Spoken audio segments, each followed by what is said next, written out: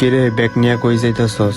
আমি ঢাকা চলে যেতেছি স্বপ্ন পূরণ করতে। ও, এটা তোর ব্যবস্থা হয়ে গেছে? আরে তুই তো কিছুদিন পর বিদেশ চলে যাবি, ঠিক মতো যাইস। অনেক কষ্টের পর ঢাকায় আমার ব্যবস্থা হয়েছে। বন্ধু, তুই ঢাকা চলে যেতেছস, আমার অনেক খারাপ লাগতেছে রে। বুকটা তো আমারও ফাইটটা যায় রে, কি করার। কেরিয়ার সাথে তুই তোর মতো একজন বন্ধু ছেড়ে যাইতেছি গা, কষ্টে বুকটা ফাইটটা যায়।